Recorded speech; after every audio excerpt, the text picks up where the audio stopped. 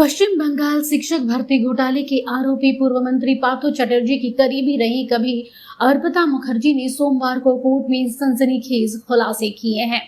अर्पिता ने कहा है कि पार्थो चटर्जी ही शिक्षक भर्ती घोटाले के असली मास्टरमाइंड हैं।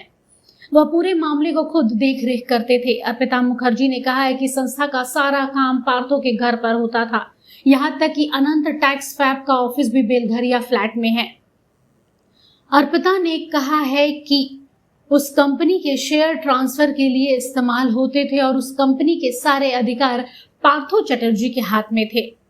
बता दें कि 9 महीने के लंबे समय के बाद अर्पिता व्यक्तिगत रूप से कोर्ट में पेश हुई और ये सनसनीखेज खुलासे किए। वहीं कोर्ट सूत्रों की माने तो सीबीआई कोर्ट में आज अर्पिता मुखर्जी की जमानत की अर्जी पर सुनवाई होनी थी।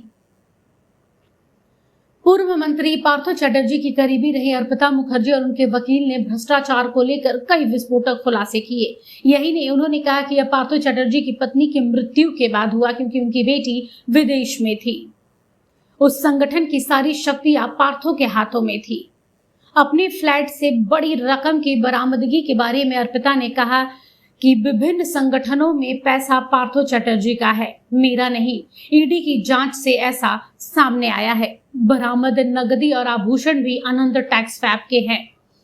ईडी की जांच यह बात सामने ला रही है। इसके साथ ही उन्होंने कहा कि मनोज जैन ने कहा है कि कंपनी के 100% शेयर धारक पार्थो चटर्जी के परिवार के हाथों में है। इन सभी संस्थानों का सारा काम पार्थो के घर पर होता था।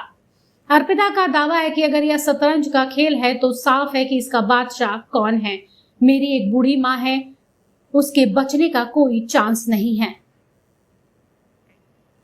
इसके बाद अर्पिता के वकील ने कहा कि मेरे मुवक्किल लाभार्थी नहीं थे। कमल सिंह भूतोरिया, मृण्मय मलाकार, मनोज जैन, ये सब माना जाता है कि वे विभिन्न संगठनों के निदेशक थे, लेकिन उन्हें छूट दी गई है, तो मेरे मुवक्किल के साथ ऐसा क्यों नहीं हुआ। हालांकि ईडी के वकील ने अर्पिता की जमानत का विरोध किया है और परोक्ष रूप से कहा है कि गिरफ्तारी से पहले अर्पिता की बुजुर्ग मां से कोई संपर्क नहीं था, तो अब मां का नाम क्यों लिया जा रहा है।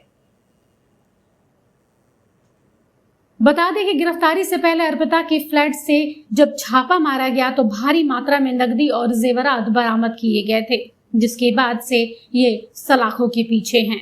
लेकिन आज एक बार फिर से अर्पिता के खुलासे के बाद क्या निकलकर सामने आता है, ये देखने लायक होगा। ब्यूरो रिपोर्ट, सूत्रकार समाचार।